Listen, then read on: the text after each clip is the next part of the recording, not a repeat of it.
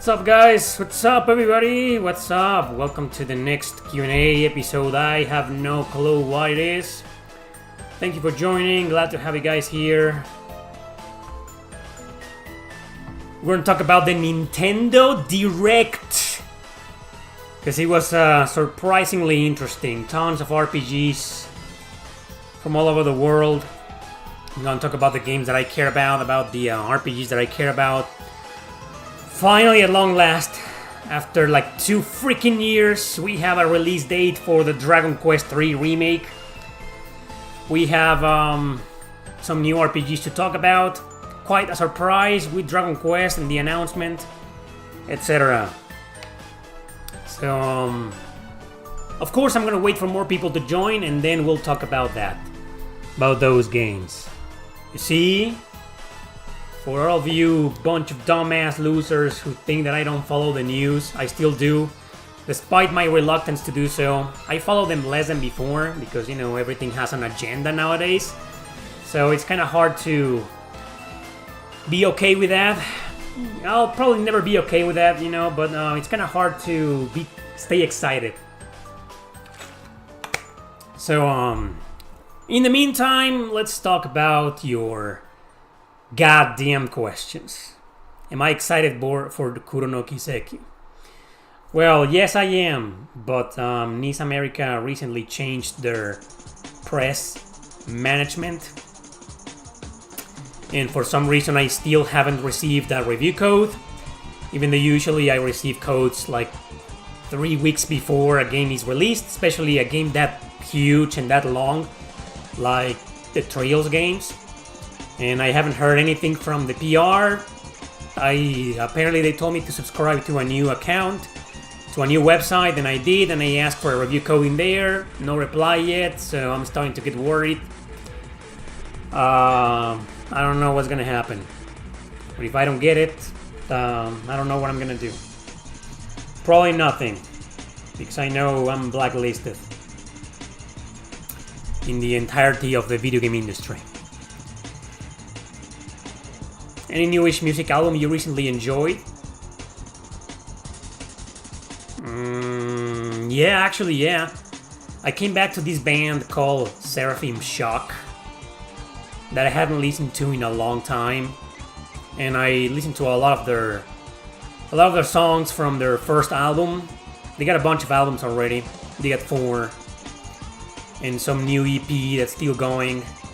The guy is going to release these new songs this year or probably next one, I don't know. But yeah, it's a band I've been following for a long time. I'm a big fan. Great band. Gothic, metal-ish, you know. Yeah. Really recommended band. Simple riffs. Pretty Halloween-esque band. I love it. Seraphim Shock, that's right. Great band. I know a lot of riffs on the guitar. I got some riffs from some songs back in the day, and I forgot about them. The night that I went back to the band to listen to the band, I relearned some of the riffs, and I've been playing some of those riffs from some of those songs lately. Been playing, I know, Little Gothic. Haven't perfected the whole song yet, but there it is. And I know some others. I know most of you don't give a shit about this, so let's just move on. But yeah, Seraphim Shock. What do you think is going on with Suikoden 1 and 2 remasters? Well, I have a crazy theory. It's not too crazy. It's actually pretty realistic, and it's pretty sad news. But hopefully it doesn't turn out to be true. Hello, Alex. Tokash.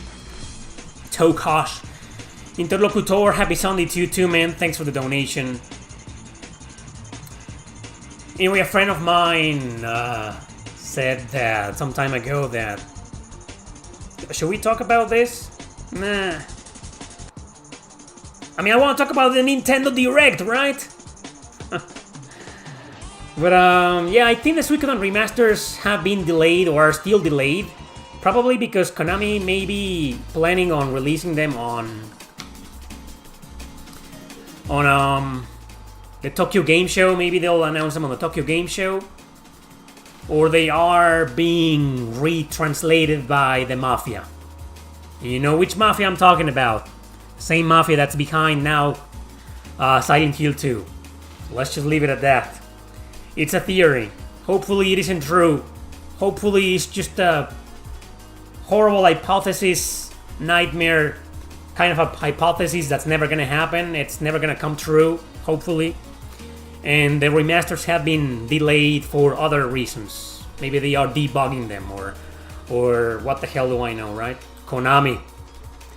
Yeah, if they don't announce the remasters, a release date on the Tokyo Game Show, man, that's gonna start worrying some people. Alright guys, so let's talk about the Nintendo Direct. Let's talk about the Nintendo Direct. What an interesting show. Crap ton of RPGs. I wasn't that excited because nowadays I don't get too excited for anything modern, any new releases, because most games seem to have an agenda, sadly. But we're talking about 3 major announcements that I couldn't resist. You know, a big smile on my face was drawn like this when I saw them. I was like, I couldn't resist. I was like, nah, no, it's gonna be full of politics. But then I saw the trailer and I was like, ah, damn! And the first thing, of course, is the Dragon Quest III remaster. Now, you guys know me, I'm not the biggest Dragon Quest fan. Dragon Quest is a series that I grew up with. I love it, but it's not one of my 10 favorite JRPG series of all time. No, it isn't.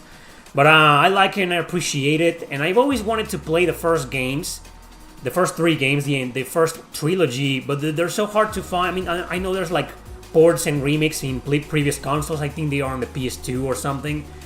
I could be wrong though. I'm not that knowledgeable when it comes to Dragon Quest.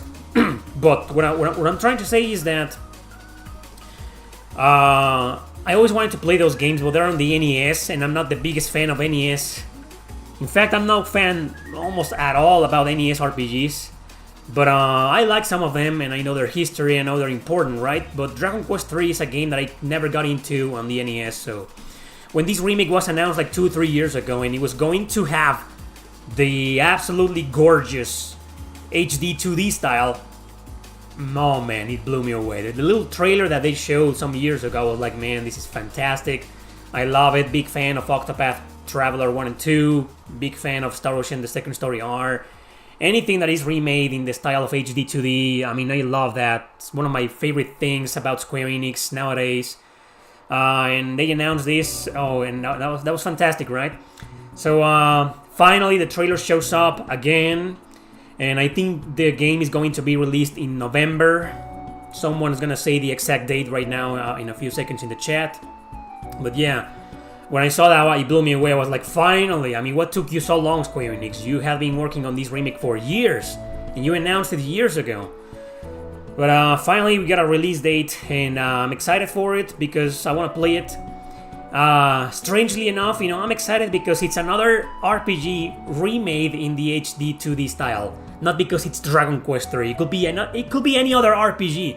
And I'll be excited because I just love this style. I find it beautiful, gorgeous, awesome to play, satisfactory, you know, visually appealing, and I don't know, there's just something about it that works perfectly well nowadays. Like retro games, retro done right nowadays. And I'm pretty excited because of that.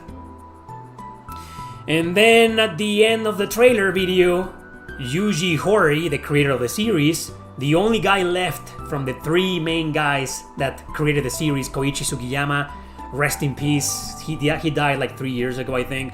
And then Akira Toriyama died this year. Sad news, but at least the director, you know, the creative mind behind writing and designing games, the Dragon Quest games, is still alive. He looks so old.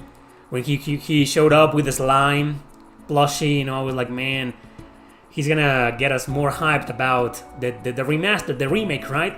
And all of a sudden, oh, guess what? 1 and 2 are also going to get remade.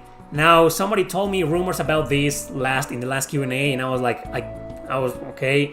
I was skeptical, you know, but usually those types of rumors end up true. So we're getting the entire trilogy of Dragon Quest, the first 3 games ever made, remade for HD 2D, and that's fucking awesome, man. I can't wait.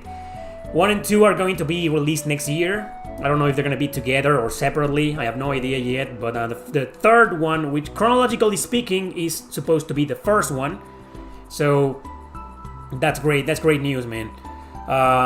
So people can start, and Yuji Horii said this, so people can start with this game because it's the first one, chronologically speaking, and then jump into 1 and 2. So I can't wait for this,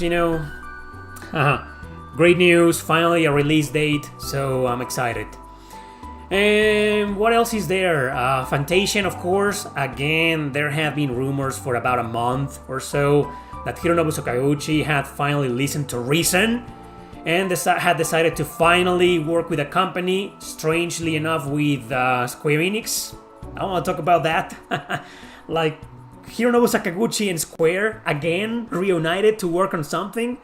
Even if it's just, to publish the game on a console, right? I mean, that's just fantastic. That's great news. I thought Sakaguchi and Square would never bury the hatchet, but apparently they finally will. So Fantasian is a game that came out for an Apple service for mobile phones, and I kind of didn't give a shit about the game. I don't care about mobile gaming. I actually kind of insulted Sakaguchi last year, I believe. I made a video on my second channel called No More Respect for Hironobu Sakaguchi because I was angry. I was like, man, this is the direction he clearly took with the company. Mobile, phone, game for phones. And I know it's the future, more like the present. But I'm against that, I don't like mobile gaming. I don't like my favorite developers going mobile. And I don't like my favorite JRPG series going mobile. I hate that. But after so many years, I think the game came out in 2022 or 2021. I'm not sure. But yeah, finally we're getting the game on a console. And it's going to be the Nintendo Switch. Pretty sure this is also going to be on PlayStation consoles, and I'm also pretty sure it's going to be on Xbox consoles and Steam, right? But for now, the only guarantee we have is that the game is going to be released on Switch. So, I don't know what to think of this. Square Enix is kind of agenda-ish nowadays, so I don't know if the translation is going to be altered for the Switch release. I don't think so. Right, but I've never played the original. I don't know anything about it, So all I know is that the main character looks a little bit like a fanboy. But so does other legendary RPG characters. Last week I made a comparison with Wayne Cruz from Growlancer 2. I know most of you don't know that game and don't give a damn. You should give a damn. It's a fantastic game. Anyway, so never mind that. So I'm excited for Fantasian. I'm more excited about the Dragon Quest remake, 3 remake. But yeah, Fantasian being on consoles finally. Thank you Hironobu Sakaguchi for finally listening to the fans. And welcome back, man, to the console market, because this is where you belong and this is where you need to be until the day you die. And this is where your company, Mist Walker, after you die, should stay on consoles. Right? So what else? I'm excited for the Metal Slug game. Believe it or not, I love tower defense games. And Metal Slug Tower Defense, that just sounds great to me. I love Metal Slug, I'm a big fan of the franchise. This is not gonna be Metal Slug Tactics, apparently. This is something else. So, yeah, I like this game. I know most of you don't give a damn about this game, but I do. It was one of the highlights of the show to me. Metal Slug, So I'm looking forward to these little tower defense games. There's well, before we get to my big one, Romancing Saga 2 Remake was a surprise. The first one was remade a long time ago on the PlayStation 2. It's called Romancing Saga Minstrel Song. It was remade. I think the game came in 2005 or 2006, exclusive to the PlayStation 2. And then about a year and a half, at the end of 2022, if I'm not mistaken, December, right? That remake got a remaster. A remaster of a remake, right? For modern systems, digital only. I don't think it got a physical release, and that was on the PlayStation 4 and the Nintendo Switch and on Steam. So I'm not surprised that second game is finally getting a remake. Remember, Romancing Saga 2 and 3 did get remasters several years ago, which were released on the PlayStation Vita first, and then Steam, Switch, PS4, everywhere, right? Xbox even. So, and now, after so many years of those remasters, we are getting a remake of Romancing Saga 2. That's great news. The game looks fantastic. It doesn't look censored. They highlighted some of the girls there, and I was like, oh wow, no censorship for the ladies, huh? Thank you, Square Enix, for that. But who knows what's gonna happen? Maybe the translation will be Altered. We're gonna have to find out. So, as always, nowadays, I'm keeping my expectations to a minimum. But yeah, it's great news that the game is getting a remake. But the game that I want to talk about is the 100 line. When I saw the trailer, I was like, so is this the Demon School whatever game my fans mentioned some weeks ago? And no, all of a sudden it's called the 100 line, and it's a grid-based strategy RPG with the nothing to do with Danganronpa. It's not a spin-off or anything, but it looks like very similar to the Danganronpa games, developed by the same team. Spike Chunsoft is involved.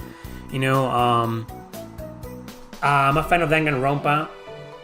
I love Ultra Despair Girls, one of my favorite non-RPG games of all time. Actually, it's one of those games that many people do think of as an RPG. Not me, but it could pass an RPG, right? I covered the game recently in my Super Obscure Gems. The last episode from several months ago, February. Check it out, I reviewed the game there. And it wasn't my first time talking about it. The anime is great, I just thought the ending ruined it, but the adventure, the journey is what matters, right?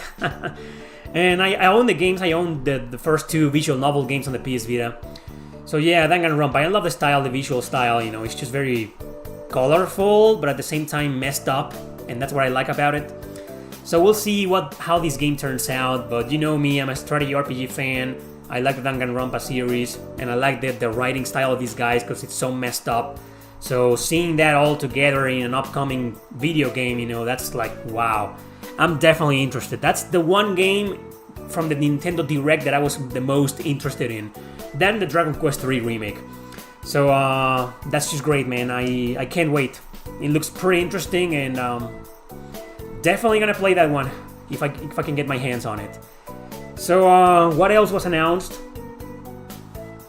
Mario and Luigi Brothership. I thought for sure when I watched the trailer, I was like, okay, so a remake of the Superstar Saga, right? No, it's a brand new game in the series. A brand new game in the series, a brand new Mario and Luigi. So now I need to know something. Is this game going to be developed by Dream Team? Wasn't that team dissolved and went bankrupt? And then Nintendo dismissed it? And now they're gonna do another game? So does anybody here know if Dream Team is developing this Brothership title, right? It looks pretty cool, to be honest, but again, I'll be honest, you know, I'm not the biggest Mario and Luigi fan. I never finished one of those games. I told myself that I will go back to the first one, Superstar Saga, one of these days, and I've never done that. Haven't done that yet. I will fulfill that promise to myself one day, but yeah, I'm just not that big of a fan, Mario and Luigi. But for those of you who are big fans of that, good for you. This is great news, right? But after what happened with the Paper Mario remake, I don't trust this. I don't even trust Nintendo first party anymore. And then there's some controversy about the Zelda game that I cared nothing about. Like when they showed the trailer for the Zelda game, I just fast forward, you know, because I'm not interested in Zelda, to be honest, or Zelda games. But I don't know. I heard some kind of controversy going about it. I have no idea what they're talking about. And Nintendo won't say who's making Brothership. There are some former Alpha Dream staff. Alpha Dream, sorry. Oh man, all this time I've been saying Dream Team. Because of Chrono Trigger. God damn it. Yeah. So Alpha Dream is the name of the developer of the Mario and Luigi games, not Dream Team. It's Alpha Dream. I heard some of the devs from Alpha Dream are working on it. Okay. Thanks for clarifying that, guys. So, you're excited for Fantasia Neo Dimension, Metal Wolf? Yeah, I just talked about it. I'm not that excited, but yeah, yeah, okay, it's something to look out for, you know. So it's cool. The 100 line is only coming to Nintendo Switch and PC, likely because of Sony censorship. Probably. This is too fucking loud, man. This is Redemption Reapers, right? Yeah. Epic song. Anyway, I don't know what's gonna happen with the 100 line. Hopefully we'll see a PlayStation release, but if it's gonna get censored, I'm gonna play it on Switch. And that's it, right? I think we've covered most of the games that I cared about during the Nintendo Direct. There's one that looks similar to Monster Hunter Stories and Pokemon and Digimon, I forget the name. That looks like it's not my type of game, so I'm not gonna cover it. but who knows? Maybe I'll play it and we'll see what happens. Maybe I'll like it. I don't know. But I don't think I'm gonna get into it. Pharmagia, yeah, something like that. I watched it and I was like, doesn't look like my type of RPG. But it's something to look out for again. Maybe it will be interesting. One of the biggest surprises. The last thing I want to talk about the Nintendo Direct is one of Phantom Brave sequel. I was like, what the hell? Phantom Brave, that game from NIS America, or strategy RPG released many years ago. It was released on PS2, then on the Wii, and then on the PSP. It's got 3 freaking versions, so it's popular, right? And then on the Switch, and then on Steam. Damn. So the game is popular. People care about the game, and now it's finally getting a sequel.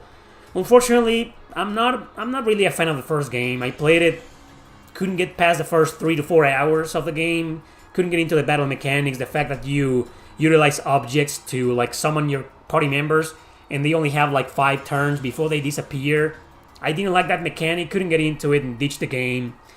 I played it on the Switch again, and the same thing happened to me. I was like, I can't get into this game. I do recommend it, but it's just I couldn't get into it. So unfortunately, I'm not really interested in this sequel. But it's just, we can't deny that it's a really surprising revelation. Like Phantom Brave getting a sequel, that's just insane. But hey, it's there, and I'm happy for it. Oh, and Fairy Tail 2. I also didn't get too excited about that because, well, I've never played the first one. And I really want to play it because it looks great. I'm not a fan of the series or the manga. I've never watched it or read it, But I want to play the game because it looks great. Fan service looks great. And the battle system looks fantastic, but it's turn-based, and now this Fairy Tail looks like it's gonna be a hybrid between action and turn-based. Still, I can't get my hands on the first one, and until I play the first one, I'm not gonna give 2 shits about the second one. So there are more news, people. Tokyo Xanadu EX Plus. I'm not interested because I already have it on PS4, but it's great that it's coming to Switch. Visions of Mana got a release date. That's fantastic. Some games on PC. That's great news. And thank you, Samuel Martinez. I'm glad you live streamed Tactics Ogre. I never thought you would. I saw you had around 3,400 views the day after. Crazy. Are you gonna stream it again? No, I don't think so. I don't believe so. No, I don't think so. But it was a great experience. It was one of those games I was in the backlog of streaming. Like I had never streamed that game before, and I was like, I can't believe I have never streamed this game before. And it's a remaster, right? And that's the best version of it to play, in my opinion. So I did, and we had a blast. That was great. Yeah, 3,400 views for a live stream in this channel. That's a lot. Usually my live streams get like 2,000 views, 2,500. That's right, Metal Wolf. It's developed by Ghost, the first Fairy Tail, which is why I'm very interested on it. Regarding Hironobu Sakaguchi working with Square Enix again, Square Enix is desperate for success after their failures. But I don't think this game is gonna sell millions, so I don't think they're doing it because of that. Sure, they're desperate, but this is something else. I don't know why they're working together again.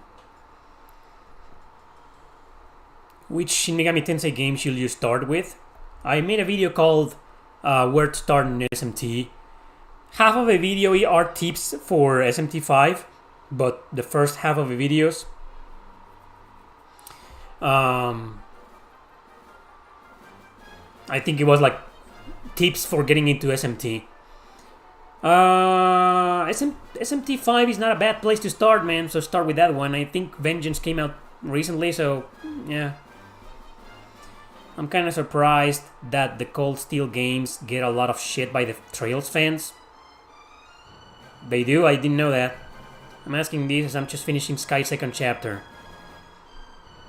No, man, you play them. I've done nothing but praising the entirety of the Trails series. There isn't a single bad Trails game in my opinion, so you should play every single one of them, man. Keep going. Keep at it. Yeah. I don't know why they... Anyway. Cards RPG stream has 4,000 views. That's probably because I streamed the game the day it came out. And it's a good one. I finished the game. It's pretty short. I wrote my review of it, but I have an episode about 5 RPGs I need to talk about. New episode coming in a few weeks, and that game will be there. The Dragon Quest HD 2D rumor was a bit fake. It said it will be all 3 Dragon Quest games in one. No, well, they are remaking all 3 of them. It's just they're going to release the 3rd one first. And then 1 and 2 next year. So how is that fake? Hey, Donsk.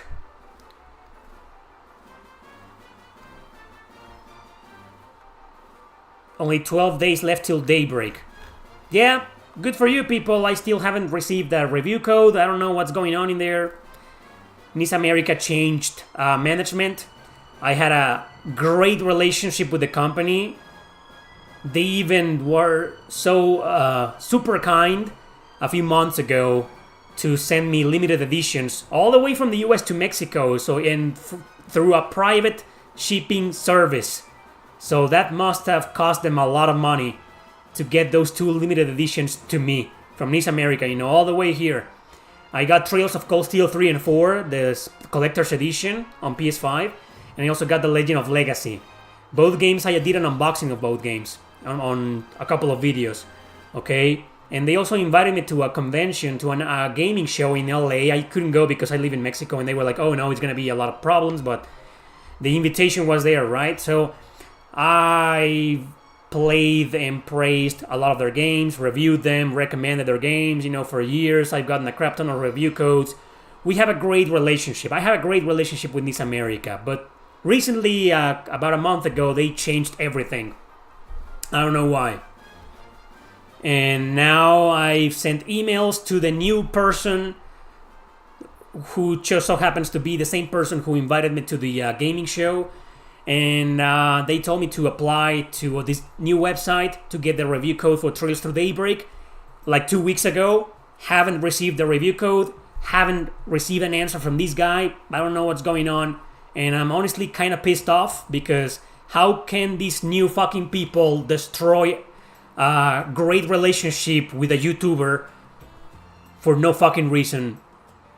I don't know what's going on in there, guys. I don't know if I'm gonna play or review Trails Through Daybreak on the first day, and I'm pissed off, to be honest. Even if I do get the game, not through them, I don't know what I'm gonna do, because this is honestly really fucking insulting, and that's all I'm gonna say. I'm very worried. Maybe I'm jumping to conclusions. Maybe they will send a review code next week. I don't know, but I mean, this is a Trails game we're talking about. It's a pretty long game, and I'm not sure if I'm gonna beat it in 2 weeks or 1 week. So let's just see what happens, man. When companies change management, sometimes they hire people who are very politicized. Hopefully that's not the case.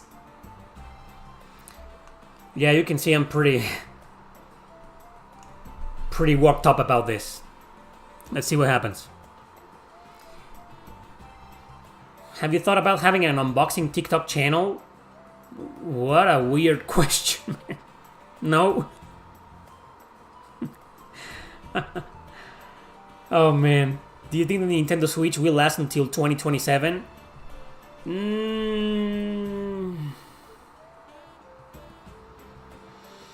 Yeah, at least. I mean, I don't think games will still be developed and released physically for the Nintendo Switch in 2027, but digital, probably, yeah. Yeah, I think that it's a guarantee. It was extremely successful. And, for example, the Nintendo 3DS lasted for 11 years, man. 11 years. Sure, developers stopped publishing, printing physical games for it, but we were still getting digital games 11 years after the 3DS, so yeah, Switch will still be alive in 2027. The Switch 2 will be out by then, of course, the next Nintendo console, whatever the name is gonna be. But, yeah, I think it's gonna be there. I think it's gonna be alive and kicking.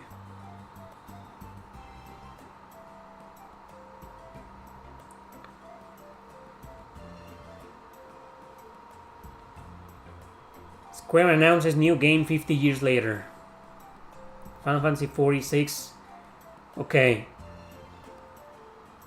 I did see the Romancing Saga 2 remake announcement, and I just talked about the entire Nintendo Direct about 10 minutes ago. You missed it, man. Please don't do unboxings, man. I love my contribution on Patreon if you don't. I'm not going to. I think I've only done like 3-4 unboxings in my whole YouTube career. And I dedicated an entire video to that, which was showcasing my RPG special editions.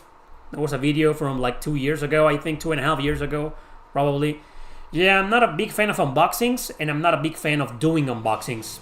And plus, I don't really have a lot of special editions to showcase, so don't worry, man, I'm not gonna do that. Do you think Square Enix will depart from Toriyama's art style now that he passed away? The cover of the HD 2D remake doesn't have Toriyama's art style. I don't know what's gonna happen. When I watched the trailer, I saw a little bit of something from a female character that looked kind of censored. Maybe she was like that in the original version, but I don't think so. Like, I know for a fact she's wearing some kind of swimsuit style of armor. And I don't know, man. It might be censored. I just don't know. Let me look it up. Best Trails arc so far.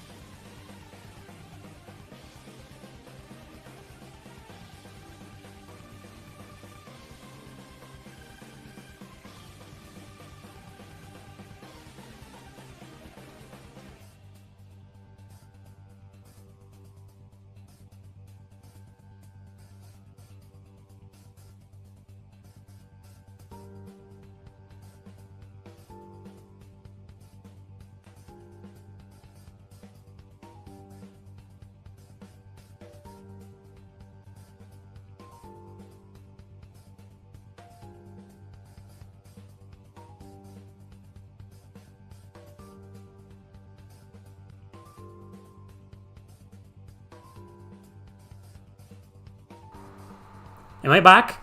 Can you guys hear me? I think I'm back, yeah. I think it got disconnected while I was looking for this. Maybe YouTube didn't want me to look up the censorship. No, I have the cable right here atop the mouse, so yeah, I'm back. So, what happened? What was the last thing you heard?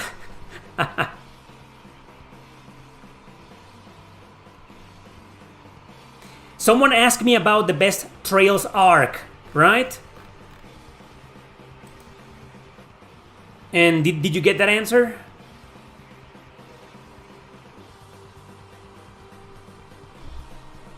No, okay. Okay, so what I did while I was muted because my microphone got disconnected by accident, that was me. Don't start with your conspiracy theories that YouTube silenced me while I was looking up for the Dragon Quest III remake, and maybe it's going to have some censorship involved. I think it's going to have some censorship. It's Square Enix. We know those guys nowadays. So we'll see what happens. I'm still excited for the remake, but we'll see what happens. I couldn't find anything. All I found was some Reddit results. And since I fucking hate Reddit, because they're a bunch of fucking... Wow, it's the worst website in the world, in my opinion. And it's in cahoots with Google. I don't want to click in there. So fuck Reddit. You're going to have to look it up yourselves. But I couldn't find anything else about Dragon Quest III remake censorship. And about the best Trails arc, I think it's Cold Steel. I'm a big fan of Sky 2, and I think it's the second best arc. But Cold Steel had 5 games. 5 freaking games, Cold Steel. And it was just more, it was longer, more well explained, more explored, more developed. It's just, yeah, I think it's the best arc, Cold Steel. And that's it. So Digital Devil Saga or SM3 Nocturne? Nocturne for me. Digital Devil Saga desperately needs some kind of remaster or remake or whatever. It's in desperate, absolutely desperate need to come back in some kind of form. I'm kind of sad that it's been 35 minutes and no one's asked if we're going to do another Versus episode. I can see the huge lack of interest from you guys. I'm very disappointed. Can random battles be done well in 2024? Well, didn't you play Eiyuden Chronicle? It's got random encounters. And I think they got it right because the encounter rate is pretty low. You know, Eiyuden Chronicle is one of those games where you got a bunch of puzzles. And if there's one thing I fucking hate in JRPGs, one of my biggest pet peeves, is getting a crap ton of random encounters while you're trying to solve a puzzle. I hate that. And the Eiyuden Chronicle has that, but the encounter rate is like really low. It's, yeah, you can walk around and solve almost an entire puzzle without getting into 10,000 battles. Probably gonna get into 5 battles max, so I think the Eiyuden Chronicle did it right. So, to answer your question, yes, is it antiquated? You're asking, should we consider it an antiquated gameplay format? Yes, actually. That's just my opinion, though. There's a lot of people out there who are big fans of random encounters. I'm not one of them. I've been bitching about them my whole YouTube career, so you know how I feel about them. They interrupt the flow of the experience. I don't know, man. I'd rather have visible enemies respawning so I can just grind when I want and not when the game wants. I don't like that. So, yeah, I think random encounters was a bit of a forced mechanic and feature in JRPGs. That's just my weird-ass opinion. You can disagree all you want. But I think they should be disappear. I think they should be gone. They should never be developed ever again. Not even by indie RPGs. Indie developers should just get rid of them. Random encounters should not exist in JRPGs or in any RPG in existence. That's just how I feel about it. But if they are going to keep existing or if they're going to keep developing just out of nostalgia, they should do them like a Eiyuden Chronicle did. Like a really low encounter rate. Because, come on, it's just insane how annoying they can be when you don't want to get into battle or you're trying to figure out where you need to go from point A to point B and you don't know when, and random encounters just keep losing you. And then puzzles, you know. So, yeah. I agree, it's a very antiquated feature and should be gone.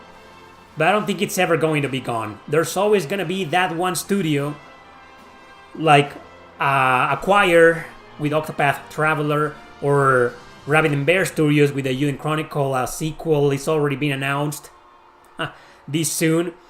So I don't think random encounters will disappear. But thankfully, we started seeing them less and less about 10 years ago. And that's great. That's one of the very few things I like about modern JRPGs, that you rarely see random encounters anymore. Thankfully. But yeah, I know a lot of you disagree with that. That's okay. It's okay to disagree. Thank you, Jeff D. Appreciate the content. Have a nice weekend. Well, have a nice weekend, you too, man. And yes, there's gonna be a new Versus episode in a bit. You love Crystalis. Huh. That's a really hardcore game. I streamed Destiny of an Emperor last night. Oh boy, what a grind. What a grind. An hour and a half of doing nothing but grinding. And I beat 3 bosses. Huh. That was progress. I made progress. It's a good game. That was my first time playing it. I have a big one. A big Versus one. These are 2 extremely, and I mean extremely popular JRPGs, guys. Today, we're gonna do the Versus episode. Is gonna be like, holy shit. This is a big one. 2 extremely popular JRPGs from the PlayStation era. 1, 2, 3, maybe. I'm not gonna reveal anything right now. What's your opinion about the new Mario and Luigi Brothership game? I already talked about it. Not really interested. Did you play all the old Yakuza games? I've only played Kiwami, which is a remake of the first one, and I loved it. I haven't jumped into the others. I recently finished a survival horror game called Tormented Souls, fantastic. My only complaint with it is that you're kind of forced to use a guide because there's just no way to solve some of the puzzles. Once I saw the solution in the guide, I was like, there's no way I could have figured this out by myself. There's no fucking way. And it's also one of those games with true ending. And the true ending is also like, to get it, it's like, how do you figure that out? How do you know you were supposed to do that without consulting a guide? It's just no fucking way, man. So, that's my biggest gripe with Tormented Souls. Everything else is fantastic. It's a pretty challenging game, by the way. The monster design is excellent. Super creepy, fucked up. The story is... what the hell, man? So dark and twisted and evil. You know, man... damn, the shit that happens in that game, man. So, I finished it this morning. The final boss was a bit frustrating, but with concentration and focus, I managed to beat it because there's a puzzle that requires timing to beat the final boss, and I got it right. I thought I was gonna die a lot and get a lot of game overs this morning, but I got on my first try. I was patient. I started the battle, and yeah, I defeated the final boss. This, if you guys like survival horror games, this is a must play. Okay, Tormented Souls, strongly recommended. It's on PS4, PS5, Switch, Windows. I don't know if it's on Xbox, and it's usually on sale for like $20. Digitally, it's usually like between $10 and $20, and physically, it's a bit. I think it's kind of the same. You can easily find this game for like $20 or around that, even on Amazon. Sometimes it's like 25 or 30, you know. But if you can't resist, I would suggest waiting for the price to drop a bit.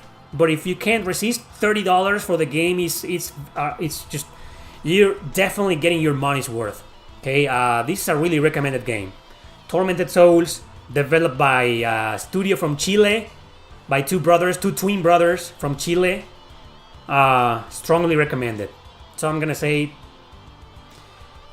have you played the turn-based RPG Battle Chases Night Ward? No, is that the PS3 game? I could be wrong though. I don't remember. I think I've seen it before.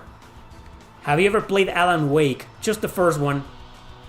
I played it at Oscar's house a long time ago. We did a video on it many years ago. About 7 years ago. Wow.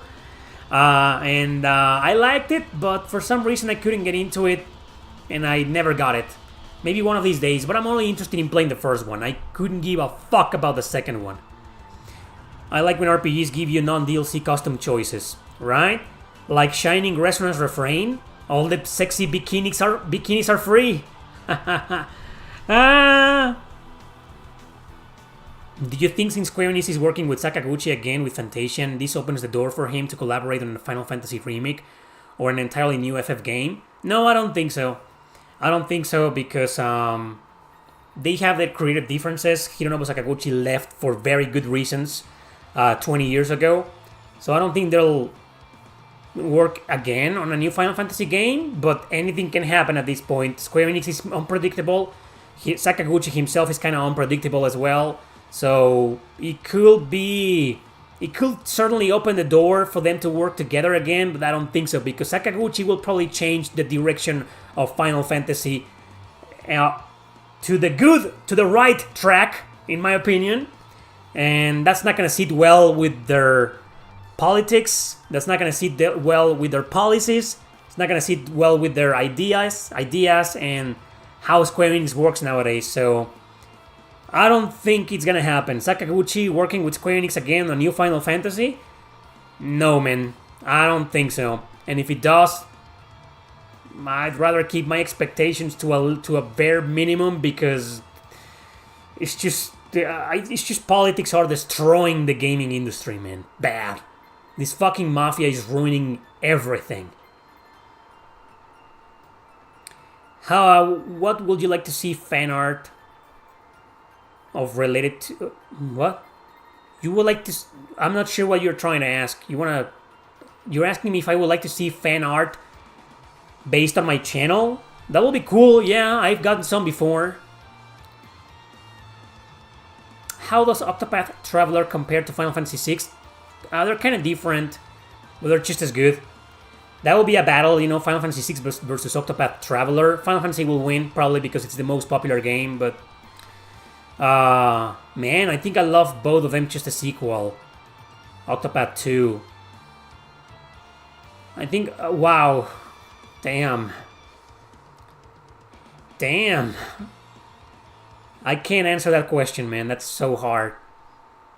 Are you gonna play the Silent Hill 2 remake? No fucking way, man. Interlocutor, you should know better, man. Why are you asking me those questions? I just said that politics are destroying the gaming industry. I'm not gonna play AAA games that are clearly fucking woke, destroyed by these companies like Sweet Baby. I'm not playing that shit, man. Have you heard of Demon's Cool? No, I still haven't. But someone described it to me before, and I think I'm interested on it. But who knows? What would you like specifically to see? Whatever. As long as it isn't this weird and, you know, like stupid or cringy. Do you think the Final Fantasy The Spirits Within movie should be turned into a game? Hell no! No, man! No! Or maybe it should have been a game to start with, but no. It's not a terrible movie, but it's a bit of a bad movie. It's just pretty fucking boring. No. I talked about the Romance and Saga 2 remake before.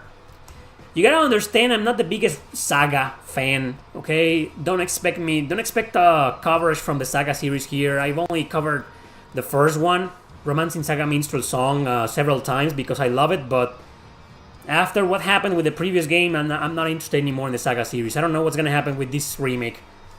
I'm happy it's getting a remake, but I'm not too excited for it.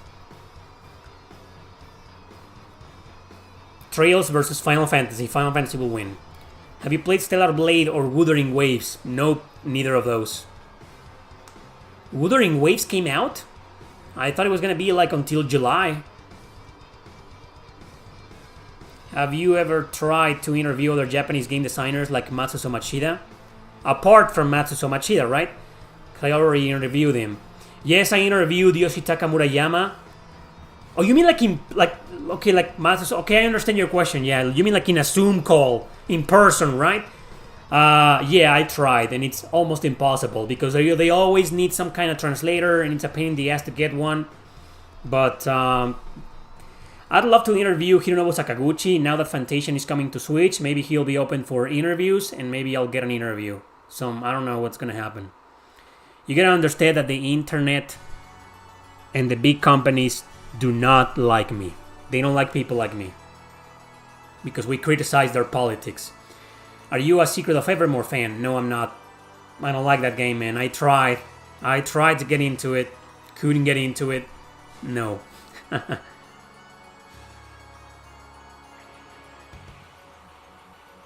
Whatever floats your boat, Lou. I don't care about missing out on fantastic battle systems when the games are fucking woke. Very woke. Have you heard of the game Demon's Cool? No, again? Will you interview Yuji Horii? Doesn't feel like I'm the right guy to do that because I'm not the biggest Dragon Quest fan. But I would love to interview him, yes. But I'm not sure I would like to pursue that. To pursue that interview. There are 10, 20, 30 more JRPG personalities and developers that I would like to interview first before Yuji Horii. How many consoles do you have? So I have PS2, 3, 4, 5, PSP, PS Vita, PS TV. Wow, I have every single PlayStation console except the PS1. And I have a Nintendo Switch. I have a 3DS. That's it. That's it. Does my laptop count? 9. Some of your favorite futuristic JRPG games?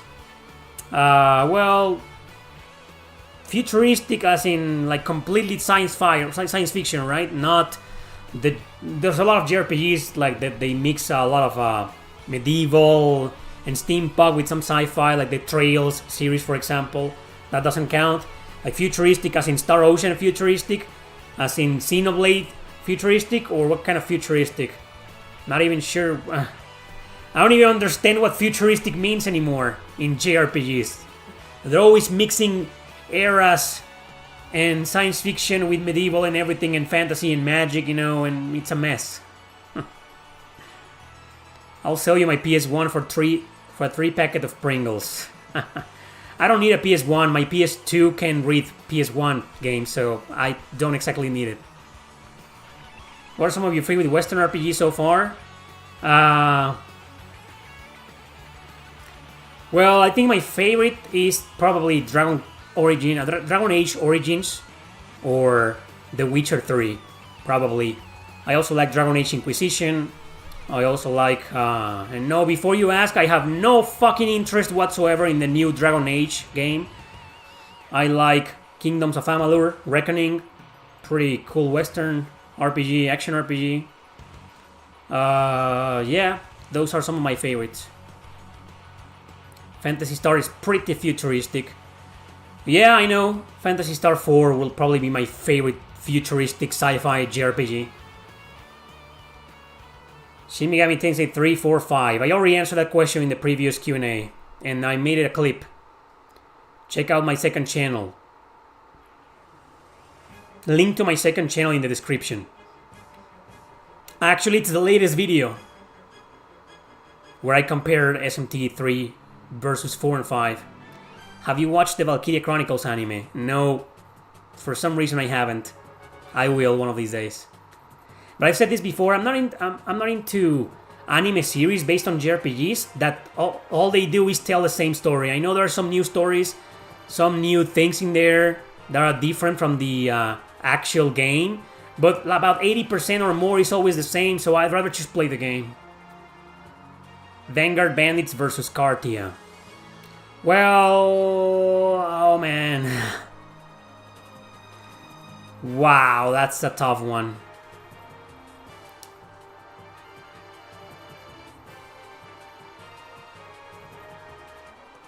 That's an interesting question, man.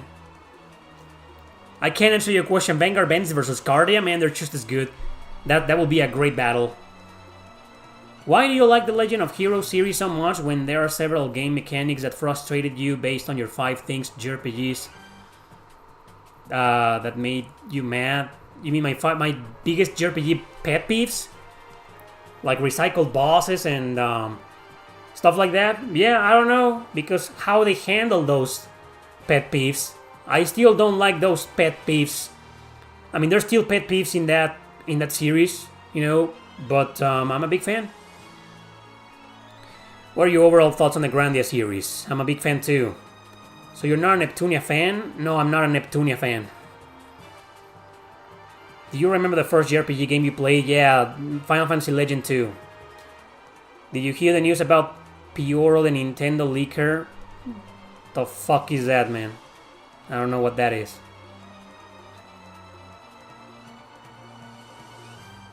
I heard about the Disney controversy. I heard about that one. That's an even bigger one. Fucking piece of shit, man. The CEO or whoever the fuck that is. What a horrible human being. Would Octopath Traveler 2 versus Bravely Default 2 be a good one? No, I don't think so. I think way more people played Octopath than Bravely, so Octopath will crush it in an instant.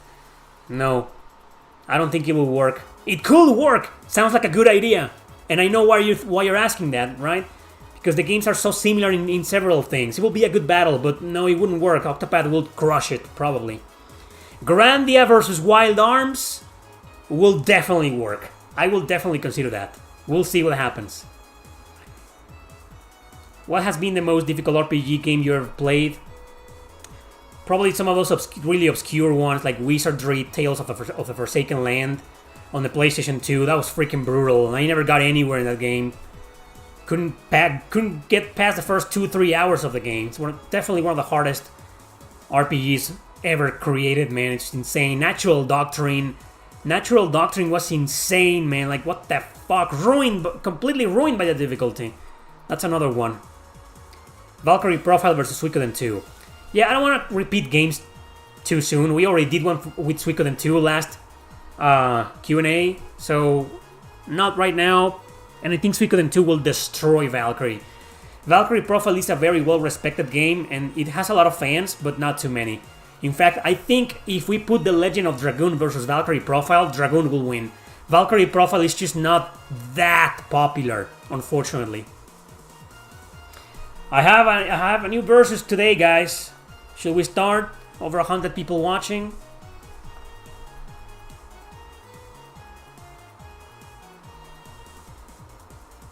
My screen buffered. What did you say was your hardest RPG? Maybe if you make a donation, I'll answer that question again. Advance Wars versus Project Cross Zone. There's not going to be a lot of interest.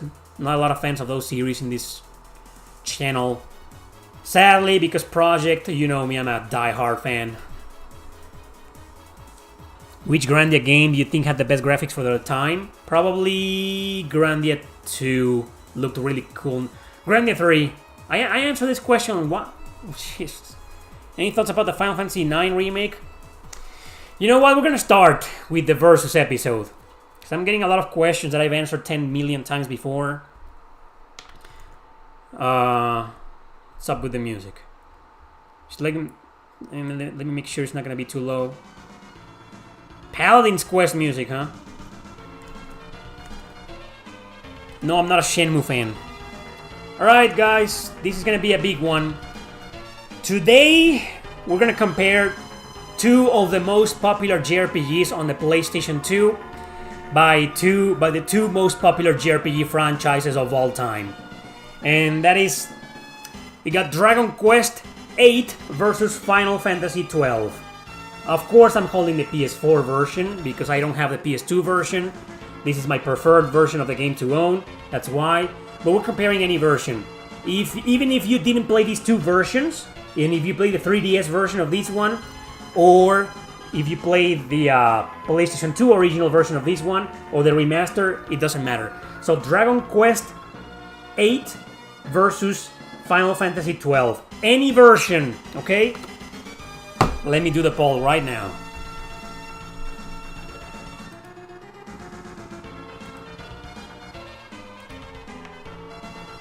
I know the outcome is kind of predictable, because there's a lot of haters of Dragon Quest, haters of Final Fantasy XII.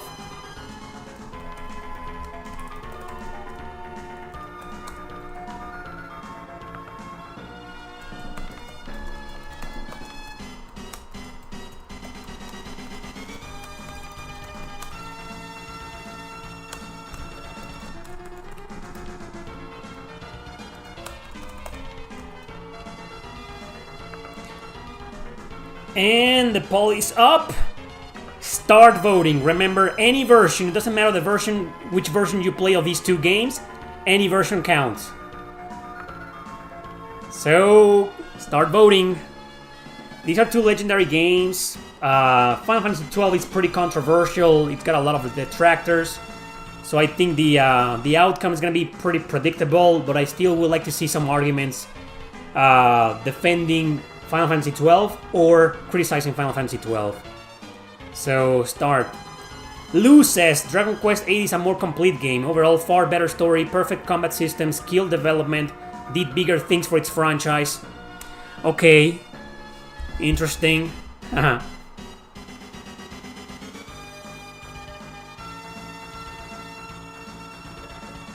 I just feel like if it had been Dragon Quest VIII versus Final Fantasy X, Final Fantasy X will win because it's a little bit more popular. So I thought this will be a much interesting idea. Kevin Lewis says, I get what Square was doing with the Gambit system, like it was a spiritual predecessor to the combat system of Xenoblade Chronicles series, but looking back, Final Fantasy XII did not age well. Have you played the remaster? They fixed the Gambit system. That's all I want to say. You need more arguments, not just one sentence of an argument. I'm not gonna read those. Make a better argument.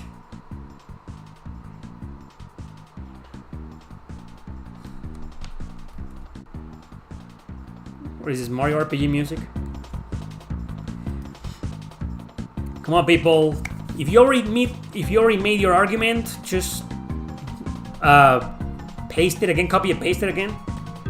Anyway, Tensations says Dragon Quest VIII pushed the series into 3D and improved a ton on aspects such as character interactions and development.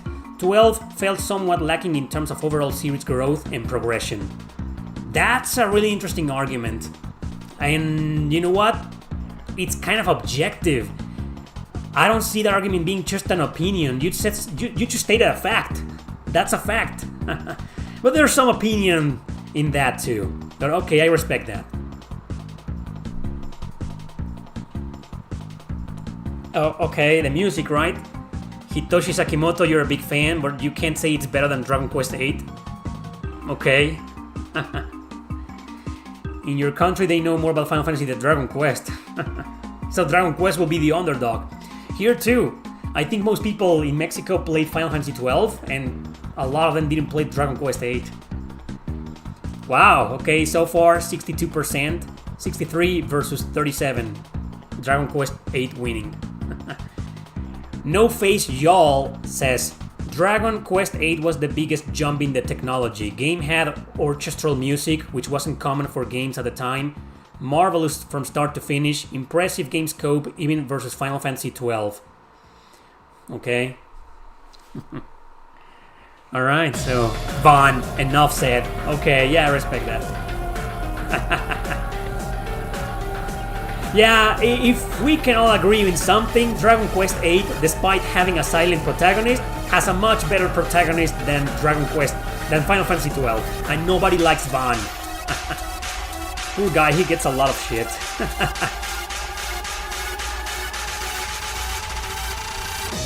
This is the boss battle theme. Regular boss battle theme from Dead End Request 2. Yeah.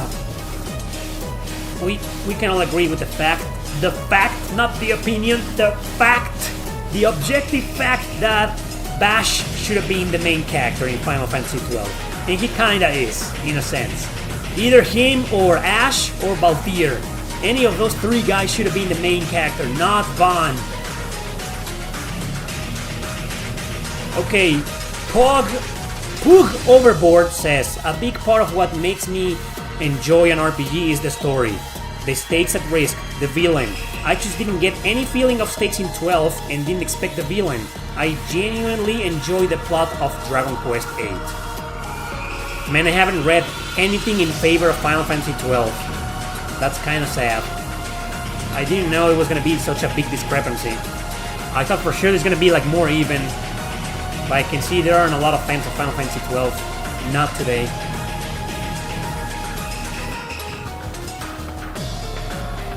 Mystery Kid says, if it's the battle system, Dragon Quest seems better and the art style look of the world of Dragon Quest VIII was more colorful.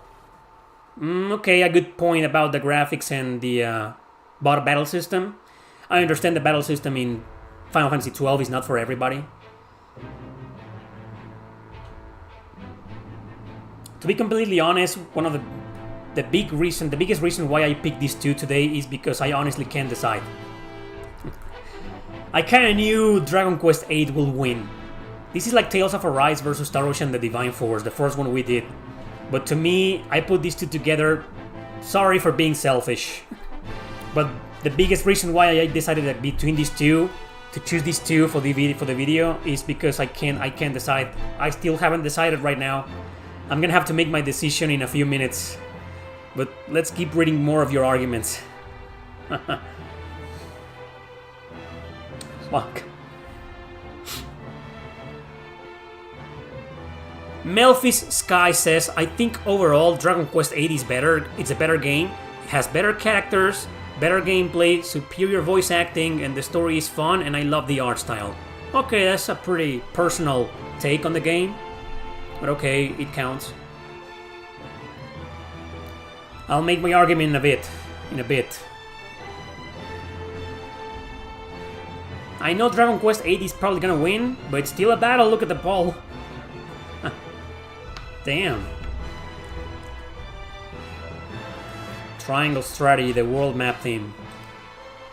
Ironically, and that's also another reason why. because this game includes the Final Fantasy 12 demo. So I thought, man, this has to be the next Versus episode. Yeah, that's right, man. Anything else? Come on, guys. We got two of the most popular JRPGs of all time here, and I just want to see someone defending Final Fantasy 12 just for the sake of variety, for having some antagonism here. No one, I mean, there's a lot of people voting for Final Fantasy 12. Would you like to explain why you're voting for that game? Just elaborate. Take your time.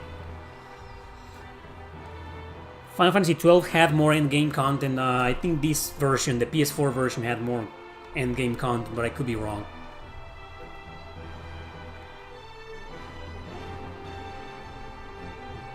Yes, I remember that, Kevin. AG, we're doing a Versus episode right now. I'm not gonna play Vengeance anytime soon. It's a shitty argument, Goodrag.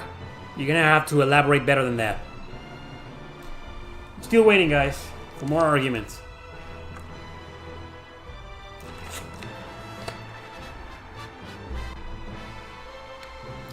Someone's gotta come out of the closet and defend Final Fantasy 12, just for the sake of reading one argument. Jay, thank you for being that person, but come on, man. Anything else you'd like to add? Make your argument compelling enough for the video. Did you guys? I finally uploaded the video about Xenoblade Chronicles versus Nier Automata a couple of days ago. Be sure to check it out.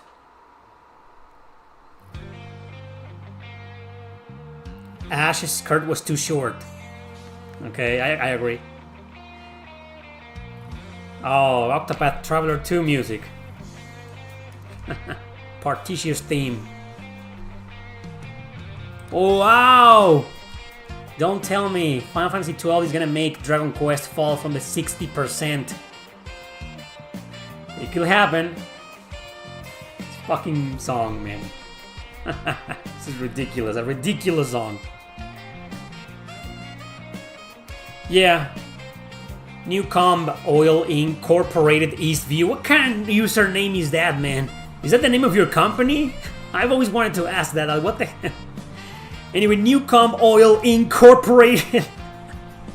He says the problem with Final Fantasy 12 is that Yasumi Matsuno left 1 year before release, so the continuous development changed everything he did. I couldn't agree more. Definitely couldn't agree more.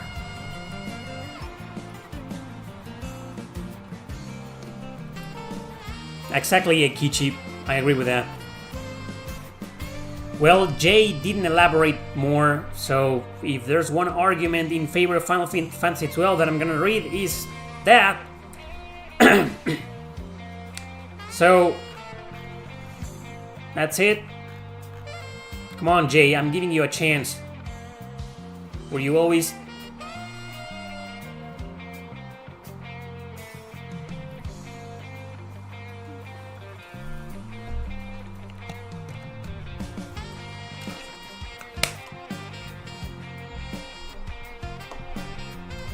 I know, Lord Kaiser, we just talked about that.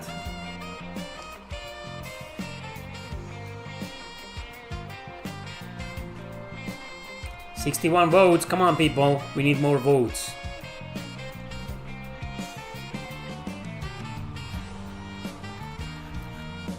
Well...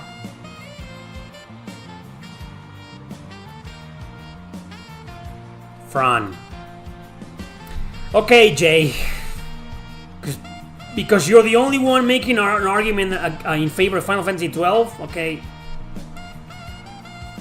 So Jay says, I voted Final Fantasy 12 because it tried to innovate. The Gambit system is great and the world is huge. Oh, and you're a big fan of Fran. Okay, man. Christopher Bullock says, Final Fantasy 12 feels full and lived in. Dragon Quest VIII world feels cartoony. I remember the first time playing it and getting lost. I just love how big the world feels. Final Fantasy 12 feels like more of an adult game. Oh, wow, another argument in favor of Final Fantasy XII, and that's a compelling argument. I also want to say something about being more of a mature game.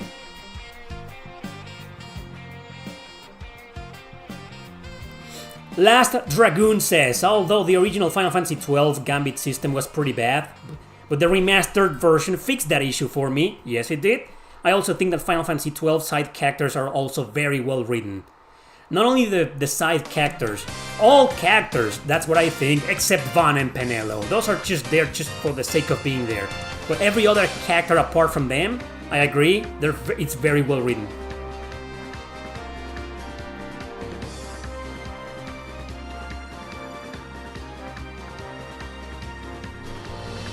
Okay. Fran is pretty hot, I will give him that. Fran is pretty hot, I agree, but Ash takes, I mean, come on, look at Ash. When I first played this game, I'll never forget that I just couldn't, man. I love Ash. She's just far sexier, in my opinion. I mean, that ultra stupidly short miniskirt, that's just, I mean, I can't take my eyes off of that. And I know Fran is wearing pretty much a thong, and that makes her attractive and sexy too. Hard to... I mean, the fan service in Final Fantasy XII is something else. Let's leave it at that. Something else. Felix Salazar says, Final Fantasy XII is a transition game and a change in the perspective of Final Fantasy games. And Dragon Quest VIII is the same history of Dragon Quest games on new capabilities. So I don't understand, which is the better game for you, Felix? Fran is hotter, my dude. To you, I think Ash is hotter than Fran, in my opinion. Ash is the best female character in the franchise, says Pug Overboard. Yeah, I don't think so. I love Ash. She's one of the best, in my opinion. I agree with that, but not the best. The best is probably Solis. Celeste, Solis in Final Fantasy VI. That's just my opinion. Newcomb Oil says now, I do like Final Fantasy XII battle system. If you did not build your gambits correct, you will struggle against bosses, unlike in Dragon Quest VIII. You choose level up if you had a hard time against bosses. So it's a pretty straightforward game, more linear, you know, more simple, you know, okay.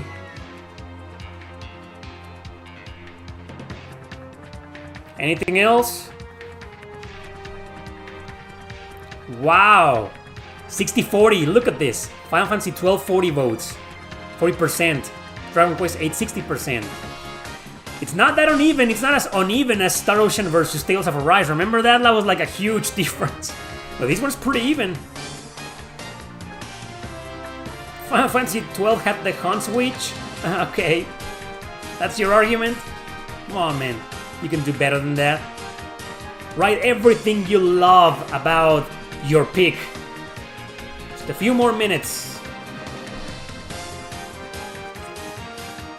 A few more minutes and I'll give you my own argument. I think I've made my decision. I know which one is the better game for me. But I gotta tell you right now, the difference is like I don't know. There's just one simple thing why I'll be choosing one over the other. Oh man, Jose, you wrote something and you deleted it. Oh man. I know, Felix. You already said that and I already read your argument. I just couldn't understand if you picked... Which game was your pick, man? I don't disagree with that, Lou, but just look at the poll, it's speaking for itself. If it was night and day, Dragon Quest VIII will have like 90% and Final Fantasy XII will have like 10%. But there are a lot of people who are voting for Final Fantasy XII despite the outcome being predictable. I'm not gonna read just one sentence, Interlocutor or anybody else making just one sentence. Just type it all in one sentence, in one paragraph. That's what I want for my video. It's all for the sake of the video, man. All for the sake of the video. Now type whatever you want. Is Ash sexier than Lulu from Final Fantasy X? Well, Lulu is the gothic character, right? I will probably give preference to someone like Lulu, but I still think Ash is sexier, yeah. Ash is one of the sexiest Final Fantasy characters of all time, if not the sexiest.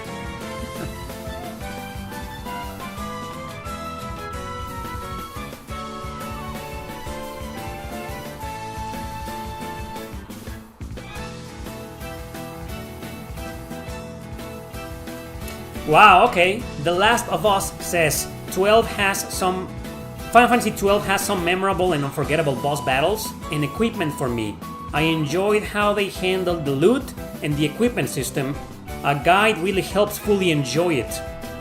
Okay, so in other words, it has better gameplay mechanics than Dragon Quest VIII. So that's another argument in favor of Final Fantasy 12 being a more complex game over the simplicity of Dragon Quest VIII. Cool.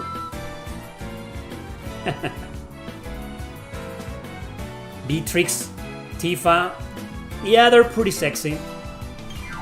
I mean, they're all sexy in their own ways, man. We're just talking about which woman has the less clothes or the more revealing outfits. That's just what it is, man. Okay, just a few more minutes and we'll be done and we'll be back to your goddamn questions. I know a lot of people don't like this. They don't give a shit about these Versus episodes. But I appreciate the fact that a lot of you are waiting for this to be over. But hey, maybe one of these days you'll become a fan of the series.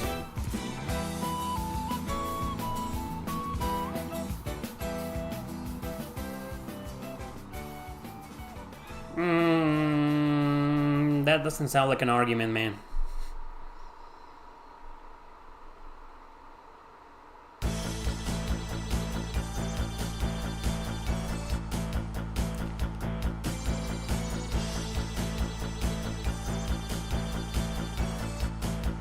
Okay.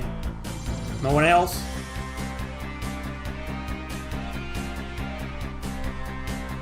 What? Sanjit Sidhu? Is that how your name is pronounced? Sanjit? Am I pronouncing that correctly?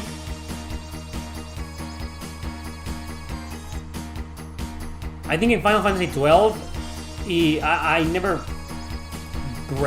broke Final Fantasy 12, the original version, until late in the game. But the remaster is like pretty easy to break, you're right about that. A Eiyuden Chronicle versus Suikoden 3. Maybe that'll work for a future episode of Versus.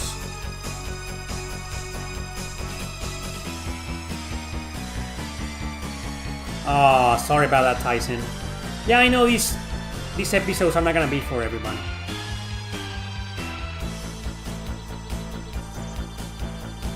Oh, Felix, you sent me an email, man.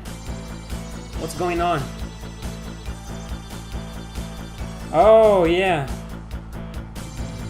Thanks for that, man. You should write that in the video itself. I made that video a couple of days ago. Xenoblade versus Xenoblade Chronicles 1 versus Nier Automata. So Interlocutor says Final Fantasy XII is best because of the political plotline, MMO-esque battle system, character development, and art style. Okay, fair enough. Fair enough. Little boy likes both of them. Each have their strengths, like Final Fantasy XII better, but I would rather play Dragon Quest VIII in a whim. Oh, okay. So you will pick Dragon Quest VIII. You don't remember any weapons from Dragon Quest because they're not memorable as Final Fantasy XII. You guys already started a fight. Wow, Final Fantasy XII just toppled Dragon Quest VIII in the poll. Oh, it's back at 60-40. Oh, man.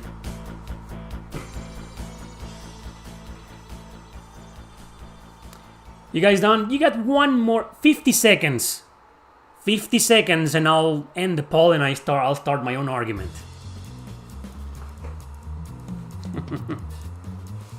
Why are you talking about the weapons? Like my god. Dragon Quest had the Monado? That's funny. No, don't worry, man. I was trying to pronounce your name. I was asking you how to pronounce your name, Sanjit Sidhu. I did understand what you said. If you don't save the world at the end of an RPG, you're a little disappointed. Okay. I'm gonna read that just for the sake of an argument. So, Poog Overboard says, I know this is my own personal hang up, but if I don't save the world at the end of an RPG, I'm a little disappointed, so I didn't enjoy the political plot of Final Fantasy XII as much as a lot of people did. Wow, so you are into the people, the character saving the world cliche. Okay, that's respectful. Carlos says, I really like both games, but to me it was less intimidating getting into Dragon Quest VIII, as it relies in more simple traditional concepts. So someone is defending the simplicity of Dragon Quest VIII. Okay. And someone here says that, Boof says, I agree that the art style of 12 is better than Dragon Quest VIII, though I never been a fan of Toriyama. Oh, wow, okay. Wow. So, end poll. Sorry, guys. We gotta end this. So, the results. There we go. That's the ending of the poll. Dragon Quest VIII won with 57%, while Final Fantasy XII lost with 43%, based on 83 votes. Wow. Okay, so I'm gonna make my own argument now, and well, you know how I've been preaching for a few years how I prefer political, more adult, mature plots, and just because of that, I'm picking Final Fantasy XII. But check this out, I have a lot of trouble deciding which one is the better game. Man, so starting with the story, yeah, okay, I prefer Final Fantasy XII. The story in Dragon Quest VIII, I'll be completely honest with you, is just very, someone was saying cartoonish and childish, and it's a game that I think a lot of kids could play and easily understand, and there's nothing wrong with that. I respect that, I like that too, but I just tend to give preference, and I've said this before in previous Versus episodes, and in previous videos that I've done in my life, that I tend to give preference to more adult stories, more mature. And yeah, what can I say, man? I'm nearing 40 years old. I just don't find it appealing to get into the teenagers group saving the world cliche. I still like some RPGs. Some of my favorite RPGs of all time follow that same cliche, you know, and I like it. But I prefer storytelling and narratives like in Final Fantasy XII. It's just more mature, more dark, more... It's just easier for me to relate to a story like that than the one on Dragon Quest VIII. I think the Dragon Quest VIII story is like more for everybody, even kids, not little kids, but more like 10, 12-year-old kids can play the game and enjoy the story and appreciate it. Whereas I think a kid from that age won't be able to appreciate Final Fantasy XII, the story, or maybe if they are a big fan of Vaughn and Penelo. Who the hell is a fan of those two characters? We shouldn't be too harsh on those two characters. They're just generic characters that could work in another RPG. You know, if Vaughn and Penelo were the protagonists of another regular average JRPG, it could work. It would be better, you know. But we have a problem here, and that the problem is that Yasumi Matsuno wrote the story and didn't write these two characters. They were kind of forced into the story by someone else.